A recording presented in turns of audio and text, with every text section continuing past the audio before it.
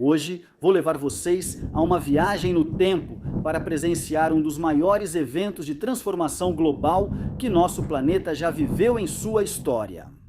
Esse cataclismo transformou sozinho a aparência de todos os continentes.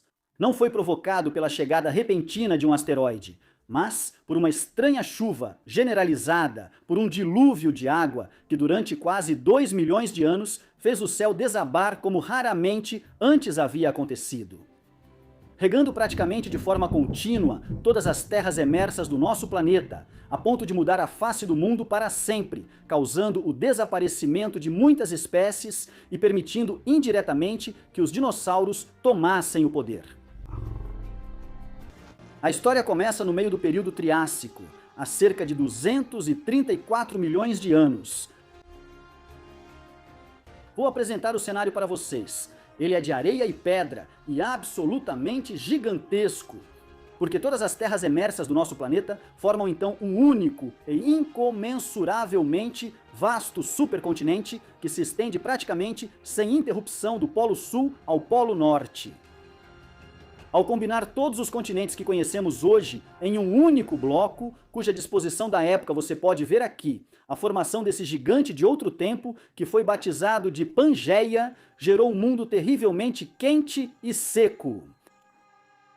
O fato de uma extensão absolutamente impressionante de terras firmes estar reunida nessas latitudes teve consequências poderosas sobre o clima, transformando o interior do supercontinente em um imenso deserto quase total, assolado por uma aridez intensa, ainda mais acentuada quanto mais se avança para longe do litoral. O interior da Pangeia é a perder de vista, por milhares de quilômetros e em todas as direções, uma extensão quase infinita de desertos de poeira, areia e pedra, de planícies áridas, desoladas e muitas vezes despidas ou cobertas por uma vegetação esparsa. E lutando contra o poder absoluto do sol e da aridez, quanto mais longe da costa, mais rara fica a água, pois as nuvens de chuva se formam pela evaporação. As nuvens de chuva formadas pela evaporação da água do vasto oceano Pantalassa, que cerca a Pangeia, têm dificuldade para alcançar o interior do imenso supercontinente. E, exceto essas bordas e algumas raras regiões cujas cadeias de montanhas conseguem prender e fazer as nuvens descarregarem ao gerar ocasionais monções, quase toda a terra emersa do planeta está sujeita a um clima continental hostil. Quanto mais você avança para o interior, mais as condições ficam terríveis e áridas. Enfim, o céu da Pangeia permanece, em geral, de um azul quase imaculado, e o solo é castigado pelo sol. No entanto, há 232 milhões de anos, essa era de deserto generalizado, com suas condições particularmente inóspitas, seria brutalmente varrida. Nuvens começam a abrir caminho a milhares de quilômetros do mar, e em pleno deserto, no centro do supercontinente, as primeiras gotas começam a cair. Ganhando rapidamente em intensidade e frequência, as chuvas logo vão se desencadear. E agora, extensões que ficaram secas por milhões de anos recebem tanta água quanto uma floresta tropical úmida. Começa a chover quase em toda parte, quase o tempo todo e por quase 2 milhões de anos. 2 milhões de anos de um dilúvio incessante e insano que vai redesenhar completamente as paisagens do mundo que, em poucos milênios no máximo, ou seja, um piscar de olhos na escala do tempo geológico, viu esses desertos serem submersos por trombas d'água.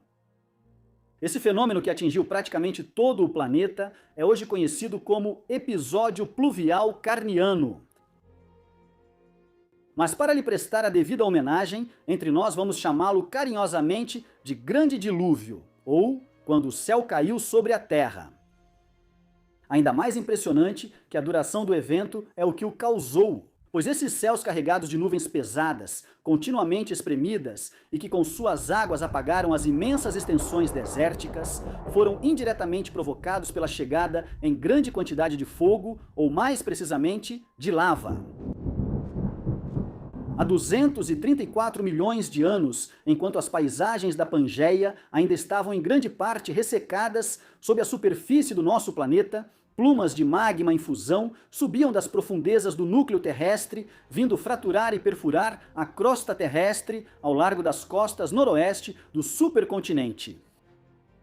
Inicialmente situadas abaixo do nível do mar, as quantidades colossais de lava basáltica vindas das entranhas da Terra rapidamente se acumulam e se empilham em milhares de metros de espessura até ultrapassarem a superfície, dando origem a um novo pequeno continente inteiramente coberto de lava e vulcões. Essas erupções, à primeira vista, não têm o mesmo impacto visual de um asteroide denso como uma bigorna e do tamanho de uma montanha, atingindo a Terra a vários quilômetros por segundo.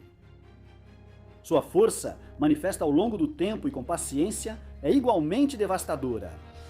Para entender como essas erupções vulcânicas tiveram impacto global, é necessário analisar sua magnitude e natureza.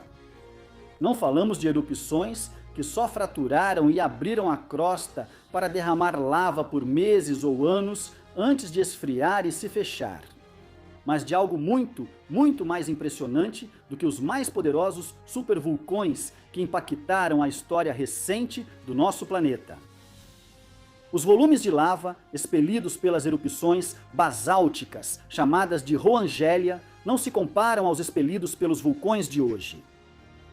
Nesse pedaço de continente nascente, estima-se que, em média, 1 quilômetro cúbico de lava era expelido por ano. Só que, depois de perfurarem a crosta terrestre, essas erupções dantescas continuaram por muito tempo e seguiram fluindo praticamente sem parar durante quase 2 milhões de anos. Para você ter uma ideia da quantidade assustadora de lava que isso implica, tente imaginar as recentes e impressionantes erupções vulcânicas que aconteceram na Islândia e deixá-las fluindo sem interrupção durante quase 2 milhões de anos. 2 milhões de anos de erupções incessantes que, uma vez que a fonte de energia vinda das profundezas da Terra se esgotou, deixaram espalhados na superfície cerca de 2 milhões de quilômetros cúbicos de magma, a ponto de formar em certos lugares uma espessura verdadeiramente surreal, de 3 a 6 quilômetros de lava seca e empilhada. Uma lava cujos depósitos parcialmente enterrados formam hoje uma faixa de 2.300 quilômetros de comprimento que vai do Alasca até o sul da costa oeste do Canadá. E você pode imaginar que os gases de efeito estufa e as poeiras lançadas na atmosfera por tais derramamentos tiveram um impacto em escala global. As quantidades enormes de metano e dióxido de carbono, cujas concentrações subiram após essas erupções para 1000 partes por milhão, ou seja, 2,5 vezes os valores atuais, criaram uma espiral infernal de aquecimento global. Os oceanos, absorvendo grande parte do excesso de calor, viram sua taxa de evaporação disparar. E essa chegada em grande quantidade de vapor d'água na atmosfera veio, por sua vez, amplificar ainda mais a potência do efeito estufa, a ponto de fazer o termômetro subir em todo o planeta de 4 a 7 graus em alguns milhares de anos. E nesse círculo vicioso infernal, o ciclo da água começou a sair do controle, porque essa chegada repentina de energia também dinamizou e redistribuiu a circulação atmosférica. E o céu carregado de umidade se rasgou, porque as micropartículas liberadas em grande quantidade pelas erupções também serviram como pontos de condensação e catalisadores para formar nuvens saturadas de umidade. Assim, os céus quase sempre ficam cheios de grandes nuvens carregadas de água que avançam pelo interior da Pangeia, como um véu fúnebre, lançando em seu caminho torrentes de água incrivelmente violentas e de persistência difícil de imaginar. Pois mesmo que algumas partes da Pangeia pudessem ser atingidas por fenômenos de monções antes que as erupções se desencadeassem nessa atmosfera superaquecida, as tempestades são incomparavelmente mais frequentes e as chuvas torrenciais excepcionais agora são a norma. Em alguns lugares, elas são praticamente ininterruptas. Cadeias inteiras de montanhas são lavadas por torrentes furiosas de água que jorram delas, carregando consigo o solo erodido. Saem dos leitos e transbordam pelas planícies, esculpindo e escavando profundamente as paisagens por onde passam, com toda a sua força recuperada, a qual praticamente nenhuma raiz de planta consegue resistir. Aqui e ali nascem rios gigantes, cujos meandros desenham sulcos profundos nos continentes. Formam-se imensas redes de pântanos e milhares de lagos. Alguns tão vastos quanto mares interiores cobrem o horizonte até onde a vista alcança. Em breve, depois de terem sido desgastados pelo fluxo incessante da água, a face do mundo será transformada pela chegada em massa das plantas. Quase em toda parte, os desertos e as vastas planícies, pontilhadas de plantas resistentes à seca, dão lugar a florestas densas, úmidas e exuberantes. No final, os continentes não se moveram, nenhuma nova cadeia de montanhas surgiu, nenhum meteorito caiu. É o mesmo planeta e, no entanto, um outro mundo. Então, após 2 milhões de anos de intermináveis ondas de chuva, a intensidade das erupções vulcânicas começa a diminuir. A violência do céu vai diminuindo e o clima recupera a aparência de estabilidade. Pois o excesso de CO2 na atmosfera, ao longo de muito tempo, será absorvido pelos oceanos ou retornará à Terra por processos de alteração das rochas. Enquanto uma parte, assimilada pela vegetação exuberante das florestas, que se desenvolveram em grande quantidade na Pangeia, é comprimida e cozida pelo movimento das placas tectônicas, e assim transformada em carvão que exploramos hoje. Com a queda das temperaturas e depois das chuvas, os ecossistemas criados por essas precipitações, pântanos e florestas, vão aos poucos desaparecer. O parêntese úmido e verde, aberto durante 2 milhões de anos, se encontra fechado. E o clima global, árido e quente, o domínio do deserto, volta a prevalecer até que a Pangeia acabe se fragmentando 20 milhões de anos depois.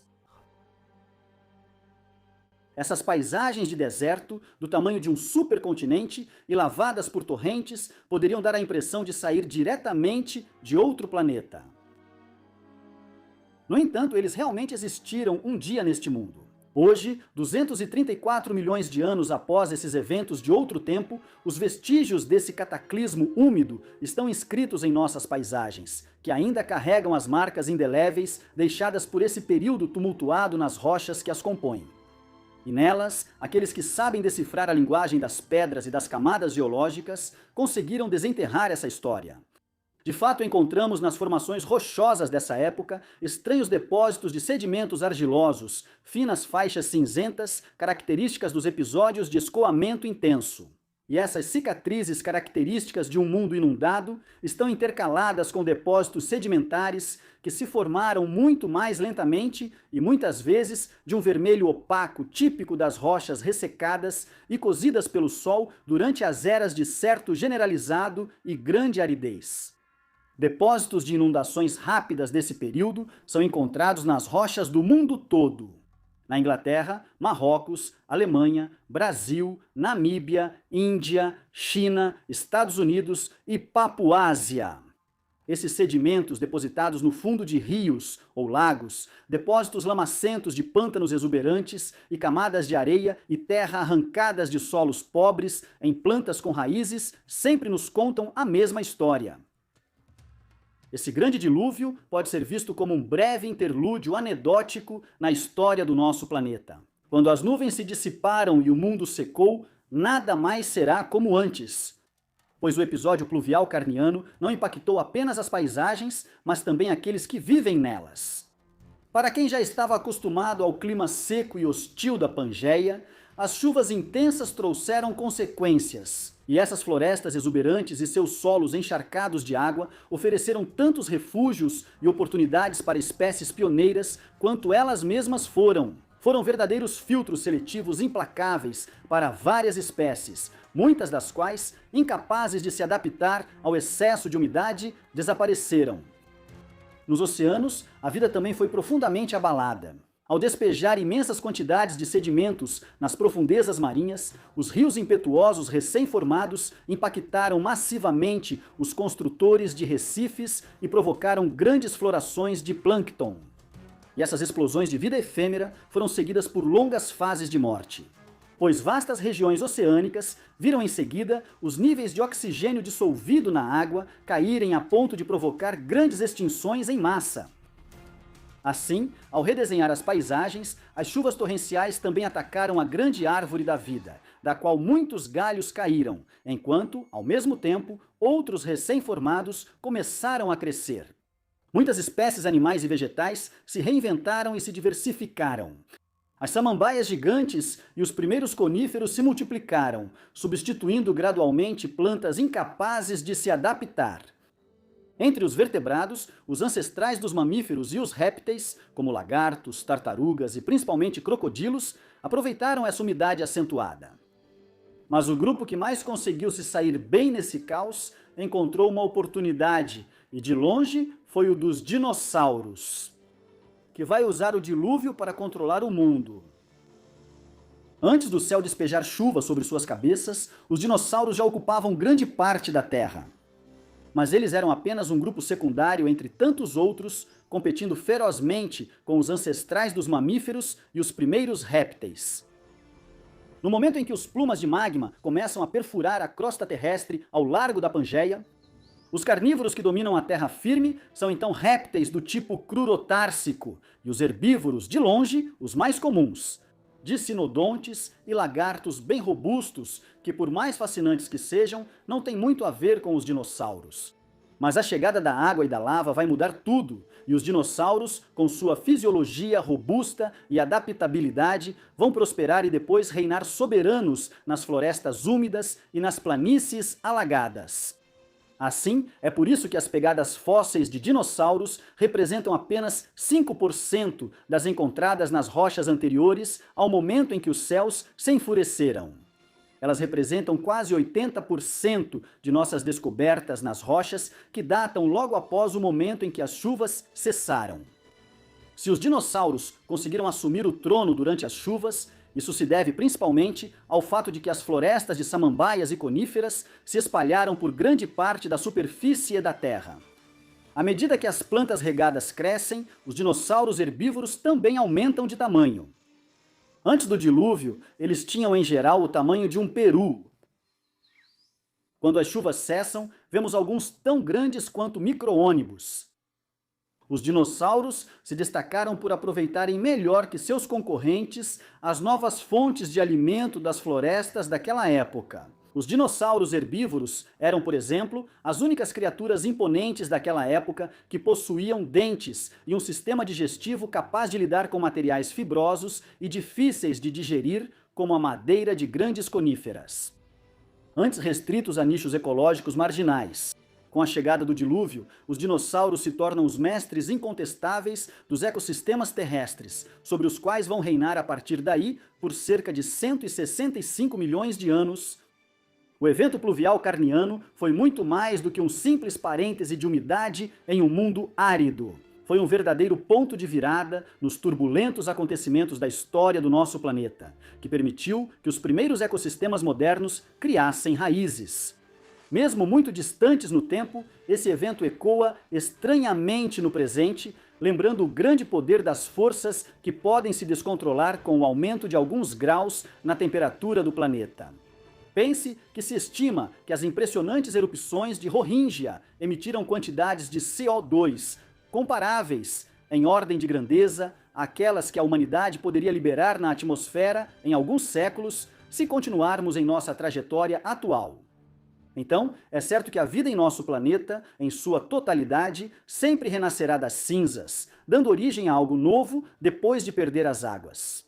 Mas para quem caiu do trono e foi levado pelas águas do dilúvio, não há retorno, só um caminho para o desconhecido. A superfície do nosso mundo já viu de tudo, pintada em escalas de tempo insanas. As marcas dessas histórias podem ser reveladas estudando a composição dos fósseis e das rochas sob nossos pés. Esses lugares foram aqui, ali, sob nossos pés, outros mundos alucinantes, só estavam localizados em outro momento no tempo. Mesmo que essas paisagens tenham virado pó, nós, humanos, lhes demos nomes e as trouxemos de volta à vida na imaginação. E o passado se tornou em nossas mentes um grande número de outros planetas. Se você gosta de grandes fenômenos geológicos, veja este vídeo sobre ondas gigantes que se desencadearam no coração de um continente, e ali a história das avalanches submarinas.